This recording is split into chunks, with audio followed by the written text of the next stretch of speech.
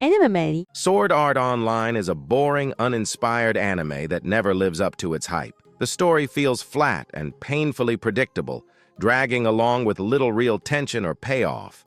The writing is messy, filled with plot holes, lazy exposition, and half-baked ideas that never come together into anything coherent. Characters are painfully one-dimensional, lacking any meaningful development or depth, and exist only as empty archetypes rather than believable personalities.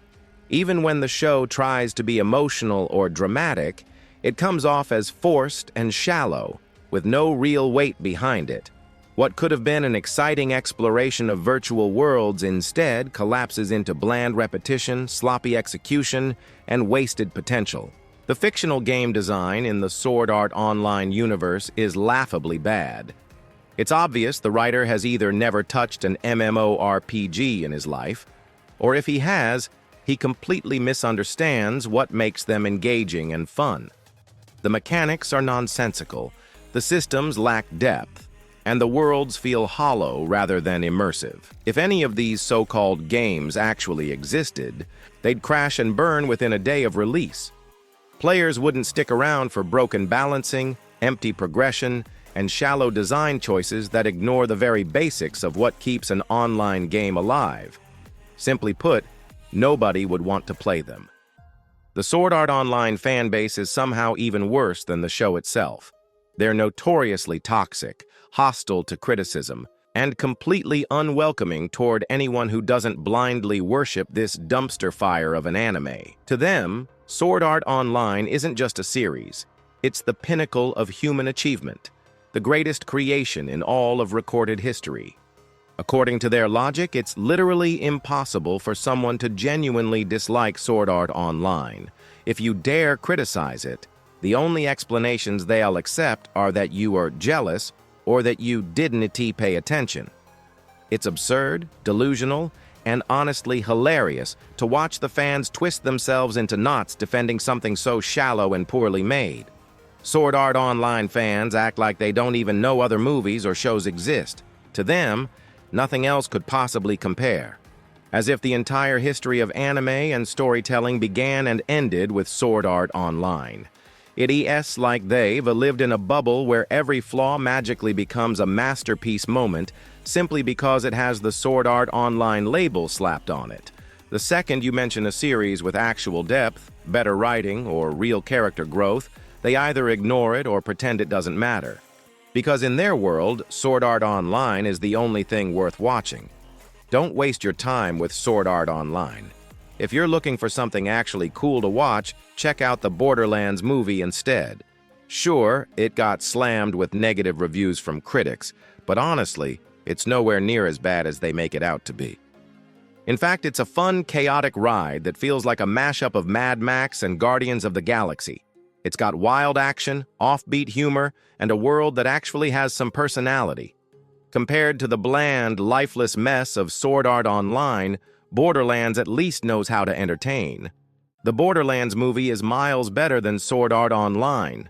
Even with its flaws, it manages to be fun, energetic, and packed with personality. 3 things Sword Art Online has never been able to pull off no matter how hard it tries to. Where Sword Art Online feels bland, shallow, and painfully self-important, Borderlands embraces its chaotic energy and delivers something actually entertaining.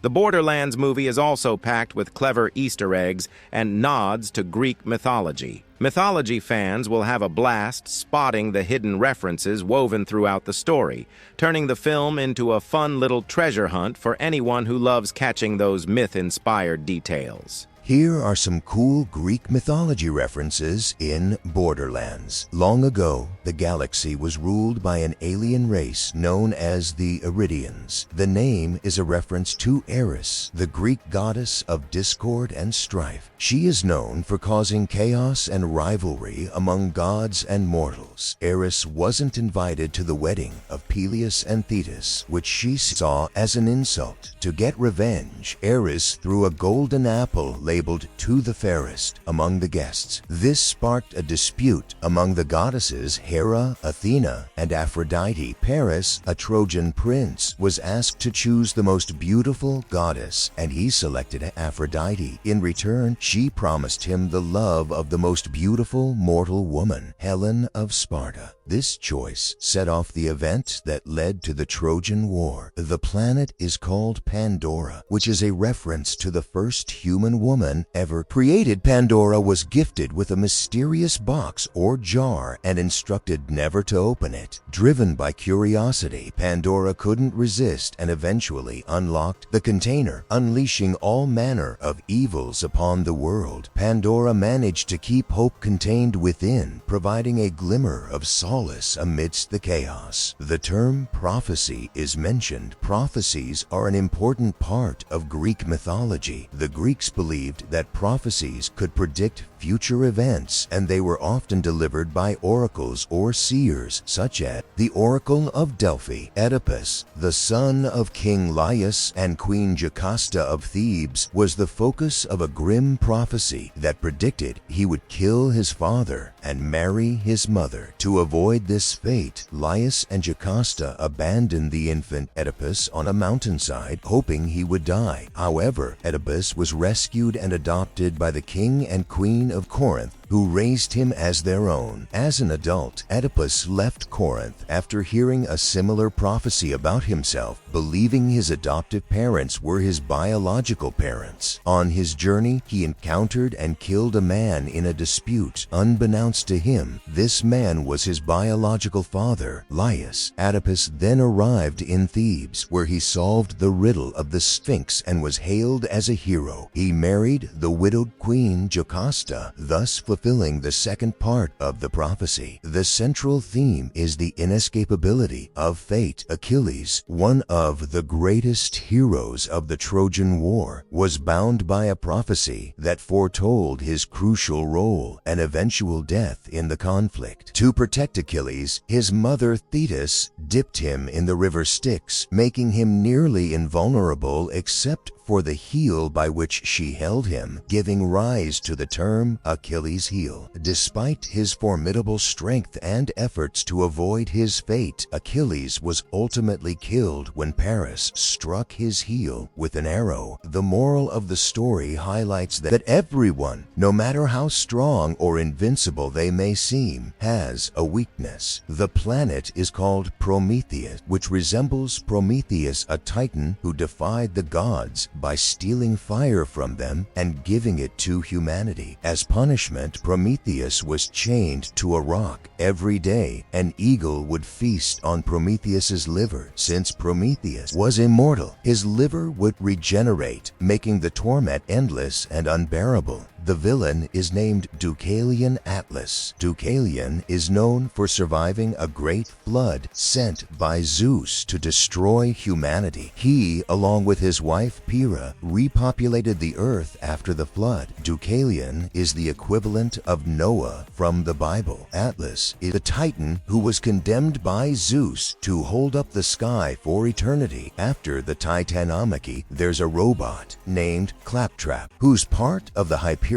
brand. Hyperion is one of the Titans, the primordial deities who preceded the Olympian gods. Hyperion is associated with the sun and is often considered the Titan of light. He's the father of the sun god Helios, the moon goddess Selene, and the dawn goddess Eos. Greek mythology features mechanical beings like Talos, a giant bronze automaton created by Hephaestus to protect Crete. Claptrap can access the Echonet. Echo is a nymph who was cursed by Hera to only be able to repeat the last words spoken to her. She fell in love with Narcissus, who was enamored with his own reflection. Unable to express her love directly due to her curse, Echo was heartbroken when Narcissus rejected her. Tina was created from some Iridian blood. In Greek mythology, there are several characters created from blood. One prominent example is the Furies. They were born from the blood of Uranus. When Uranus was castrated by his son Cronus, his blood fell onto the earth. From this blood, the Furies emerged. The giants also came from the blood of Uranus. The characters have to find 3 keys to unlock the vault. The number 3 holds significant symbolism in Greek mythology. One of the most notable examples is the 3 Fates. They controlled the destinies of gods and mortals. Another important trio is the 3 Gorgons. Medusa is the most famous among them, known for her snake hair and her ability to turn people to stone with her gaze. Furthermore, Cerberus is a fearsome creature that has 3 heads and prevents the dead from escaping and the living from entering the underworld. Lilith is revealed to be a siren called Firehawk. Sirens are beautiful creatures, usually with the upper body of a woman and the lower body of a bird, who lured sailors to their doom with their enchanting singing. The most famous myth involving sirens is from Homer's Odyssey, where Odysseus encounters them on his journey home. Moreover, both fire and hawks feature in Greek mythology. Fire is closely associated with Hephaestus. His volcanic forges were central to his work and symbolized both his skill and his power. Hestia, the goddess of the hearth and domestic fire, was also vital. She's the guardian of the sacred fire, which was essential for warmth, cooking, and maintaining the stability of the household. The phoenix is a mythical bird that bursts into flames and is consumed by fire at the end of its life, only to be reborn from its ashes. The chimera is a fire-breathing monster. Hawks are associated with Apollo, the god of prophecy, music, and archery. Atlas gets dragged away by a tentacle monster. Greek mythology features several creatures with tentacle-like appendages, such as Skyla. That's a wrap on our look at the Greek mythology references in Borderlands. It's always interesting to see how ancient mythology pops up in modern stories. What did you think of the movie? I personally found it pretty average. Not as bad as some people say. It had some enjoyable moments, and I thought the actors did a fine job. Don't forget to like and subscribe for more mythological content. Thanks for watching.